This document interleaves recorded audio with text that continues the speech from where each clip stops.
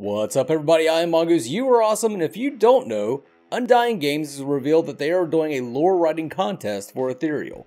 The prize for the top 2 contestants is that they not only get to join the lore writing team, but they also get to design their own hero that will be released in the game. That is insanely cool. Who wouldn't want to design their own hero? Finally, my dreams of a playable Mongoose are within my reach.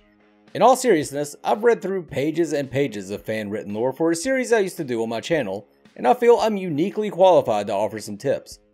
Many of these will be standard good writing practices, but I will tailor them towards what I know to be pitfalls that people fall into. After I run through the tips, I'll show you an example of how to put them in action. Before I get into the tips, I should lay out the ground rules for the competition. First, you must be 18 or over, as you need to sign an NDA and a volunteer agreement. Submission should consist of a short story, action scene, or entertaining situation featuring one of the myths, with a word count less than 2,500 words. You must use the myth backgrounds from Leia, Dante, or Malaya as inspiration. You can find the backgrounds for these myths by using the link provided in the video description, in the comments, and by going to Undying's Discord, which I will also link. Submission can be either English or Spanish, but you will be expected to write in English should you join the lore team. Official form to submit the stories using an attachment will be open on February 25th, so today. Take a look at Undying's Discord for the link.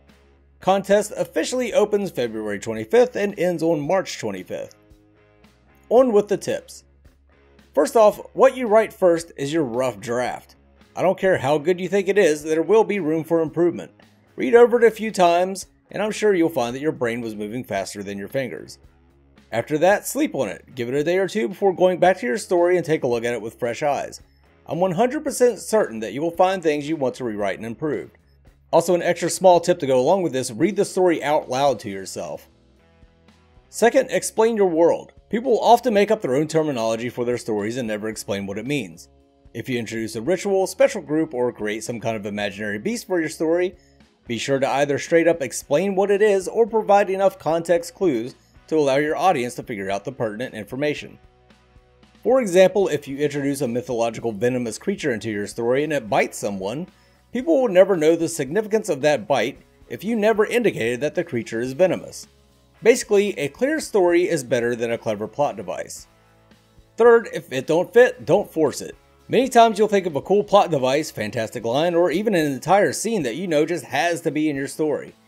However, when you start writing, it just doesn't fit. If you find yourself trying to force lines into the story or attempting to structure the entire plot around something that just doesn't work, cut sling and let it go. It doesn't matter how cool you think it is, if it makes the rest of the story clumsy and unfocused, you need to part with it no matter how much it hurts to do so. Fourth piece of advice, have someone else proofread your final draft. A fresh set of eyes will work wonders when it comes to grammar and wording. I often find that I will write something that makes perfect sense to me, but no one else understands what I'm trying to say. It's also useful to have another person read through and point things out in general that they don't understand that you can go back and clarify. They can also find spelling and punctuation errors. If you're having trouble finding someone to proofread your story, I'd be happy to help out. However, I will be submitting my own story and will not proofread anyone else's story until mine is complete. Even though I will not take a winner's spot, I'm just entering for funsies, I still don't want to be affected or have anyone claim to have affected my writing. Fifth and final piece of advice, bribe the judges. Find out who they are and woo them with compliments. Tell them daily how pretty they are and send them chocolates. Give them a coupon for one free back rub. Whatever it takes, you know.